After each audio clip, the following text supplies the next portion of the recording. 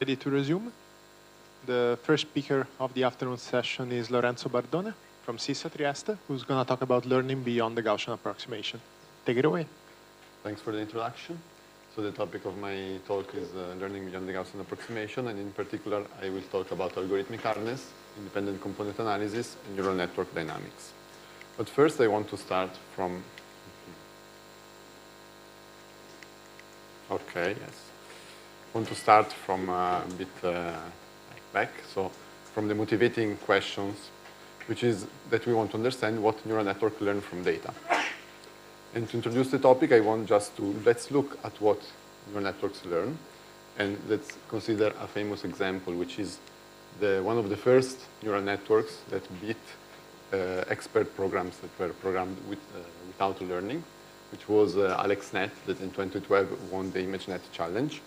And the authors in the paper actually look at the filters learned in the first layer of the deep convolutional network. And okay, maybe looking at first, it's not really clear, but if you can start seeing some recurring shapes. For example, all these box in red filters are kind of similar. They have a stripe pattern that's localized. And when people first noticed this, it was kind of very interesting because this kind of shapes were already known. They're very similar to Gabor filters that were already used in data processing. And this is not something that happens only on this network, but if you look at a more modern convolutional network, this is from last year, you can already still see these stripe patterns. And not even only on convolutional networks. This is an example from a multi-layer perceptron. And you see these very localized and stripe patterns here. So the bottom line is that this phenomenology is consistent across many different architectures, many different ways to train a network. And the common denominator of everything was the data. It was always trained on ImageNet, so always trained on visual images of realistic shapes. So this is kind of the motivation of my talk. So there must be something in the structure of the data that drives learning of the features. And we want to understand how this interplay happens. So now let's take a bit of a step back and start at... Okay, the colors are not really clear from there. Anyways, okay, let's just think of our data of a probability distribution. So I want to introduce the notation of higher order correlations. So to explain it, let's consider the cumulant generating function, which is the log of the moment generating function. We can expand it in a series, so we will have infinitely many coefficients. The order k coefficient will be a tensor, which is called the k order cumulant. The first few are very famous. So the first one is the mean vector mu. The second one is the covariance matrix sigma. But then there are infinitely many others. The third one is called the skewness, and it models the asymmetry of the distribution. The fourth order one is the kurtosis, and it's also used in statistics. But there is a huge disproportion between the first two, which are very, very famous, and the others. And the reason is that they are the only information that you need to define a Gaussian distribution. And so often we can just care about the first two terms and just fit a Gaussian to any other distribution that we have. And most of the times it's a perfectly okay approximation to do. But in this talk, I want to focus on all the terms that we ignore when we perform a Gaussian approximation.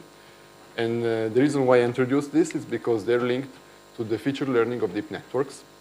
We can see this by performing an experiment. So we train deep networks on ImageNet as we saw before.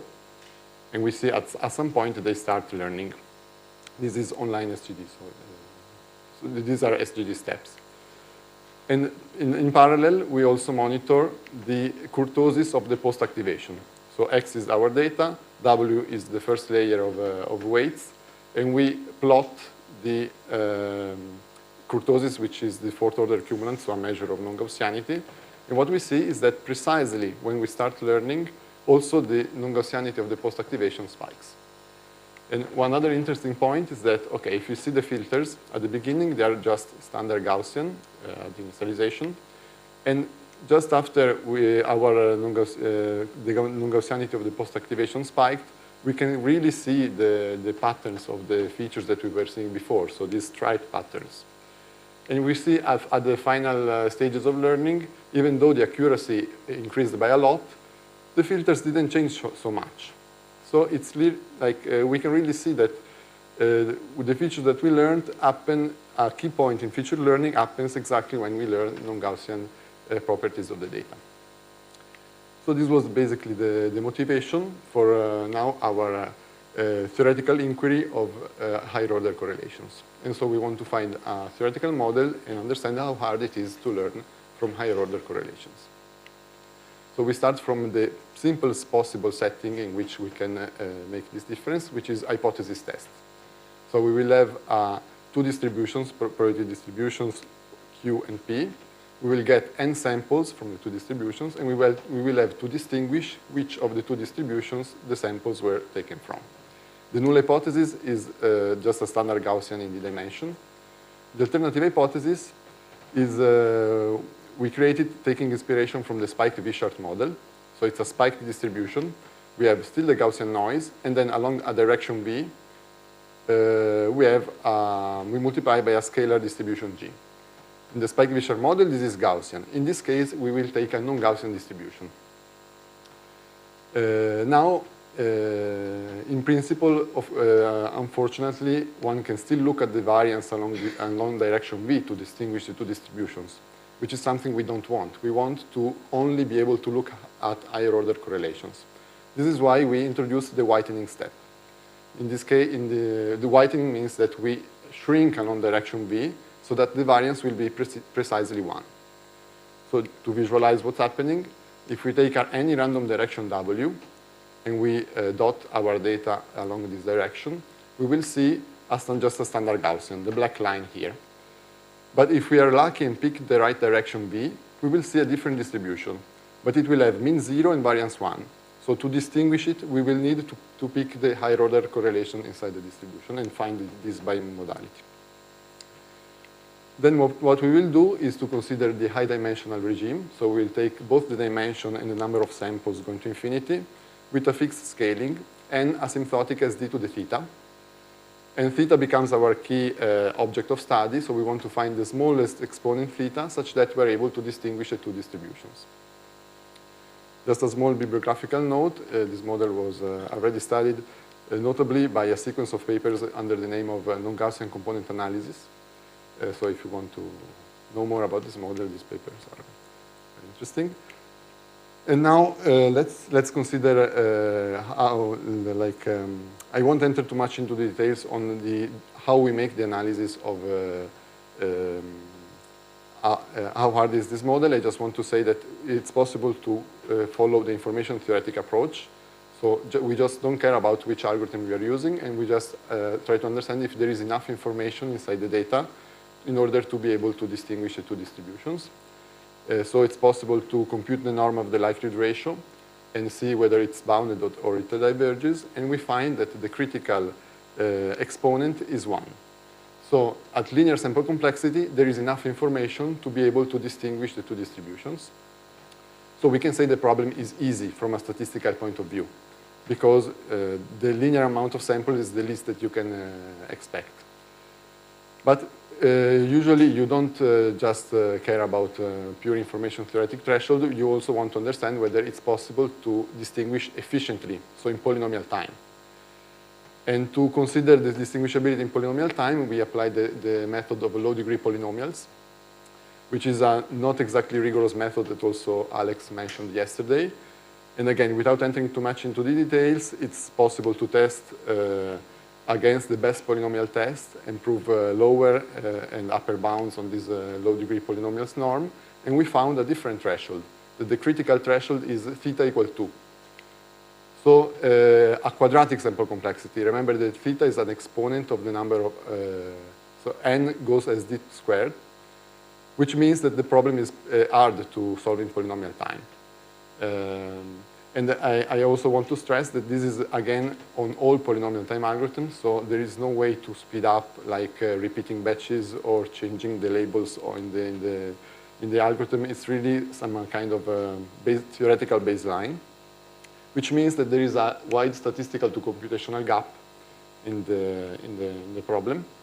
And this is something that doesn't happen with low-order correlations. So if we consider the low-order analog of this model, which is a spiked V-chart, we know that there is BBP phase transition, and everything happens at linear sample complexity. Are there questions on this part, or should I move on? Okay. So now that we have the theoretical baselines, we will want to understand how deep neural networks learn in this kind of models and how they can extract higher order correlations. The problem is, of course, that analyzing deep neural networks is very challenging. And so the idea is to find the right model to model feature extraction of deep networks. So let's go back to the features that deep networks were finding. So these kind of localized stripe patterns that we can see here, except that this image is not taken by deep networks, it's taken by another algorithm, which is independent component analysis, which is kind of a very simple, like way simpler algorithm than the deep networks, but it's finding the same, like phenomenologically, the same features of deep networks. And so we will study this as a proxy for understanding feature learning in deep networks. I want to mention that this part is done in collaboration with Fabiola, who is here and will present a poster on this. So if you want to know more details, you can ask her later also. Okay, let's go back. Let's go to ICA. So the setting is we have a data set of n points in d dimensions. And the idea of the method is to find the most non-Gaussian direction of the data. But it can be seen mathematically just as a maximization of a function. So we have basically just one neuron W, and the data is x. We take w dot x, apply function g, and take the empirical expectation over our data set. And we want just to maximize this. Of course, everything is hidden inside g. And in practice, the functions g that are used are either this Gaussian kernel or this log cosh function. But we can also keep g general for this analysis. And then we ask the question of how many samples do we need to perform ICA efficiently. So the number of samples is hidden in this average. So this is an average over our data set. So how big needs to be our data set to be able to solve the problem? And we consider, again, the setting of the spike human model. So our data will be taken from this model that I introduced before. And we learn according to the protocol of a fast ICA, which is called fast because in low dimension it's performing very well, and it reaches the optimal solution at quadratic rate. But this is in high dimensions, and we want to understand how it's performing. So we will monitor the overlap. So alpha t will be the overlap of our student WT against the spike V. So the larger means we are learning. So let's see what happens. We see that fast ICA is indeed not really fast in high dimensions. This is the plotting when each step is done with a quadratic batch, which is the best that we can do from theory. But we see that it's not learning a lot, like it's not learning at all. Instead, here we have a little bit more than cubic batch. And we see that it's kind of not clear if it's learning or not because, OK, it's learning a bit, but the error bars are very huge. So it's kind of a not clear scenario. And then if we increase the batch to d to the fourth, then it's clear that it's learning, and we reach perfect recovery very fast. But what happens if you do more steps? I mean, here you only do 4. Yes, because fast ICA, I didn't go into the details, but it's a fixed point iteration. So it should reach perfect recovery in very few steps. So the number of samples are hidden inside each step. We use that amount of samples. Thanks for the question. So it's also possible to do theory, analyze theoretically this algorithm. And so and the theoretical analysis also clarifies this kind of unclear regime, in which we see that indeed we are not learning. The overlap will stay as an infinitesimal. And the ideas of the proof of this result are based on the one-step, giant step analysis that appeared. It's a common strategy of proof that appeared in the last years. But now we want to understand how to speed up. So we saw that fast ICA is very slow. Can we improve it and reach better performance? And so we resort as a first idea to SGD, which is something that works in 8 dimensions. And indeed, if you take vanilla SGD, that has been proved by Benarus in 2021, you can see that you can recover a spike already faster, so in d cube sample complexity. But it's possible to do better. We want to reach the perfect quadratic sample complexity. And we can exploit a trick that Alex yesterday mentioned and he also introduced. So the smoothing the loss trick, in which basically we introduce an auxiliary variable z and we do an additional step of integrating over this additional variable. I don't want to enter too much into the details, but I just want to show the effect that it has on the loss. So if you have no smoothing, so lambda is 0, so lambda is the parameter modeling the smoothing. The loss as a function of the overlap, you see it's very flat at 0. So if you start from 0, your loss is very flat. It's very hard to find any signal and pick the right direction. And you see as you increase the smoothing, at 0, the flatness disappears, and it's way easier to climb the loss and find the right direction. And indeed, that's what happens in the simulations. So this is just to sanity check. At linear sample complexity, nothing happens. But if you go to quadratic, you see that the smoothed version is learning, whereas the vanilla online SGD is not learning. If you go to cubic, you see that, okay, vanilla online SGD is learning, but the smoothed version reaches perfect recovery immediately. It's also possible to make a thing rigorous. This is basically how to make rigorous what we see from the plots. There are some technical details, so you have to assume that the function g and the distribution of the data have the same information exponent, but apart from this, this theorem is telling exactly what you can see from the plots.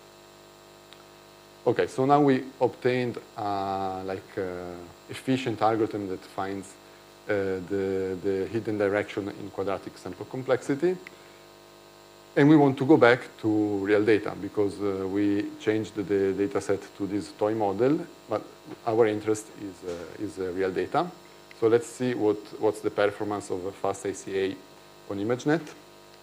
So these lines are obtained by changing the dimensions of the patch. So to do it, we take images from ImageNet, we cut them, and these are the width of the patch. So the dimension is the square of this number. And you see that at linear sample complexity, there is a search phase. The lines are even going worse and worse as the dimension increases, which is what we expect from our theory. At linear sample complexity, you have no way to access the higher order correlations.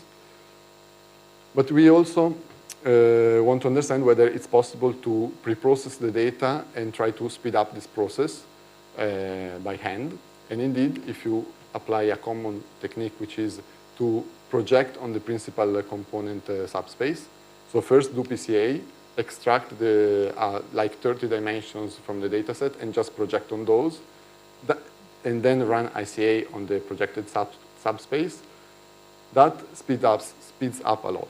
And we see that we start learning way faster. And okay, this is a common preprocessing technique. What's kind of interesting is that you can project on a fixed dimension subspace. So in this case, it was like 30. So you start from like a 1,000-dimensional data set, and you can only keep just a very tiny fraction of your information, and you will perform way better than running ICA on everything. And we want to remember this intuition for later. I just want to briefly say that we can also find a model that delineates this phenomenology also rigorously. But I will just skip this part. Okay. So let's go back to deep networks. So first I remove the data, and then I remove the networks, and then I want to add them back. And because we saw at the beginning that indeed the networks seem to be pretty efficient at finding non-Gaussian correlations. So our theoretical picture is not really accounting for this, and actually we proved that it's pretty hard to access higher order correlations. So we want to maybe exploit this idea that if you preprocess the data, then you're faster, as I showed before. So what if networks are able to preprocess the data by themselves and somehow exploit low-order correlations in the data to learn the higher-order correlations? It's possible to do this experiment in which we test exactly this. So the blue lines are exactly the lines that you have here, so the non-Gaussianity of the post-activation. And the green lines are the overlap of our first layer filters with the principal components of the data set. And you see that it really looks like you first learn the principal components of the data set, and you use that information to learn the other non-Gaussian directions. So this is just a phenomenology. We want to try to see if we can model rigorously this behavior. So we change a little bit the data model that I introduced before. So it's still similar to the spiked cumulant model. V is still our non-Gaussian spike, but we add two spikes, U and M. So now we have three spikes. And we have two latent variables. So basically, M is just a constant, so it's just changing the mean of our distribution. U instead is multiplied by a Gaussian random variable, so it's changing the covariance along that direction, so the variance along that direction. And as I said before, H is our non-Gaussian variable. It can be Rademacher, it can also be other distributions. And now we consider the case of a two-layer neural network. So we train a two-layer neural network on a classification task. So we label the points taken from the null hypothesis with -1, points taken from the alternative hypothesis as +1, and we can train a network to classify. And then we test them on censored data sets. So the blue line in this plot, so the x-axis are SGG steps, which is also the samples that the network sees. And it's trained on the full task. But the blue line here is when you test only when you have the blue spike. So a censored data set in which you only have that information. The green line, instead, you have both the spike in the mean and the spike in the covariance. And the red line is when you have all the spikes. So what do we see? We see that the lines are overlapped at the beginning because the initialization is the same. At the beginning, you don't learn anything. And then after 1,000 steps, the blue line separates. This means that the network that's learning, it's accessed the information in the covariance of the network. And so the clone that only had the mean, you don't perform well enough on that because you're learning something else. And then the green and the red lines are overlapped for a long time, so until 10 million samples. And after you saw 10 million samples, the lines separate. And so you see that you can access the higher order correlations in the data. This is kind of what we expect from the theoretical pictures that I introduced before. Learning higher order correlations is very hard, and your network needs a lot of time to learn them. But this is not what we expect when we look at neural networks in the wild. They seem to learn higher order correlations faster. And how can we model the possibility that, as we told before, there is a flux of information between the easy part of our data to the hard part of the data? We can model it by introducing a correlation of latent variables. So in this case, instead of taking G and H independent, we can take H as the sign of G. So in this case, the behavior that happens along the hard spike V is somehow correlated with what's happening on the easy spike. And if we do this, we see that the plot changes a lot, and the plateau disappears. So the network is able to access the higher order correlation after just 10,000 samples. And also the overall accuracy is much larger.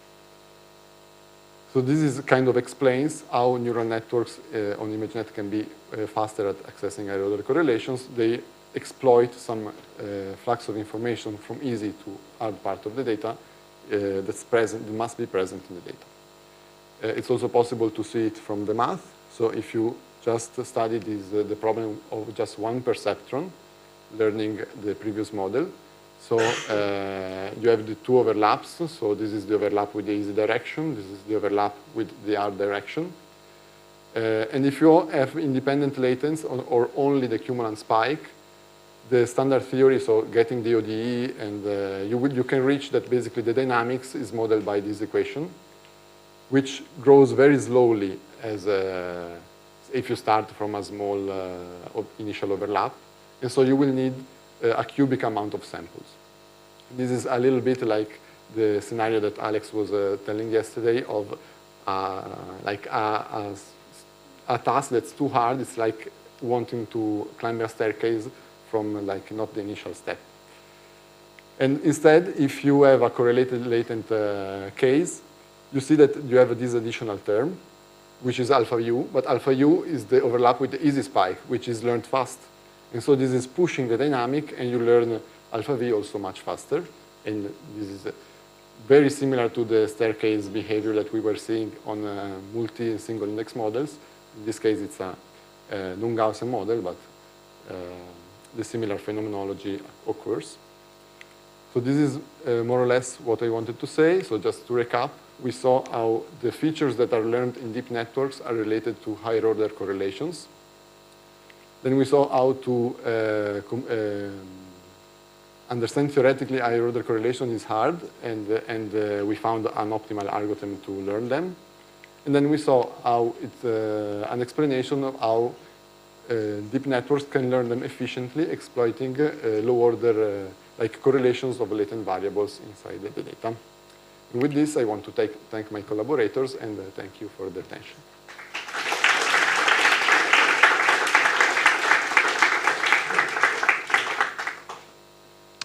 Time for questions.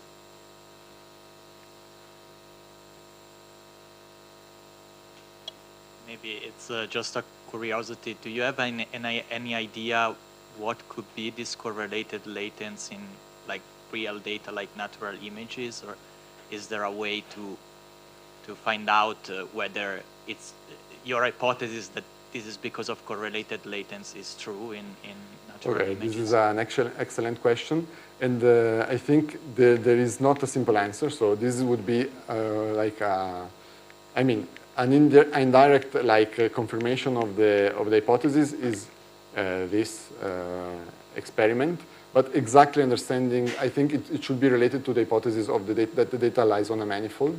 And so when you project in your principal components, you're projecting on a plane that's slicing that manifold, and somehow you pick up also some directions maybe don't lie in the manifold but are correlated to that. So it's kind of not really clear how to proceed, but I think it's a very like that's the direction to go on. More questions? Hey, thanks for the talk. So I think there's a number of different kinds of theories that produce these kinds of bases. So for instance, like in neuroscience, sparse coding is one of the, there's like the idea of just like an overcomplete basis, but where you can sparsely represent any given naturalistic signal with that basis, and will give you kind of similar looking objects. So I'm curious if you have a sense about the universality class of all of the things that are giving you the same sort of phenomena, or if you've thought about that at all. Okay. Maybe that's too much of a question, but I just, if you haven't thought about it, I'm curious. That's a very interesting input. I think we should reason in that direction. Yeah, for sure. It's not like it's not a given that only higher order correlation is the only thing that shapes feature learning. That's not like my claim. It's something that's relevant in feature learning, and many other ingredients, of course, are there. Of course, also low order correlations are important, but that's kind of the easy part that you learn automatically. So yes, that's of course future direction.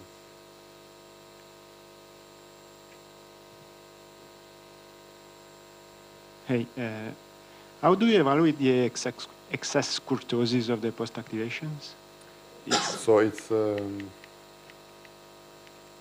this formula. So that expectation is over the training set, the test Exactly. set? It's over the training? It's over the test. The test, okay. Thanks. I guess, yes. So you find... So we are training, and when we are training, we test on other samples. Okay. Yes. Thanks. So I also have a question. So I don't know how easy it is to answer on the spot, but can you say something about the weird middle phase in which the exponent is between 3 and 4, and then the overlap is order of 1, and in the other case is order of 1 over d? Yes, it's a kind of for me, it's kind of a mathematical curiosity because you I can find see it weird that you can appearing in the appreciate proof. that in the sense that typically, if it's small, then it's kind of hard to understand exactly what's the rate. So I was wondering if you have any high-level explanation of where does the 1 over d come from? I think it must be related to the fact that the single-step algorithms are way suboptimal in this case, because, for example, line SGD at d cube is able to learn. So I think this is maybe something that in the data there are more correlations, but our algorithm is just not enough, and so it picks up something, but it will go to 0. And if you do online SGD, in this case, would learn perfectly. But here, if you do plenty iteration on fast ICA, this does not improve. I mean, so doing more iterations, so we did a single-step analysis, so we are not able to assess, but also... If you do multiple step analysis, then do you expect the result to change? It's like fast ICA, since it's a fixed point algorithm, like doing multiple steps, it's really, like, it gets way different from like SGD and like gradient descent, so we didn't enter into multi-step analysis. Maybe in this case it would, I mean, I guess there must be an intermediate regime in which more steps will help. So yeah, probably this is the regime. Thanks. Any final questions? And if not, let's thank Lorenzo again.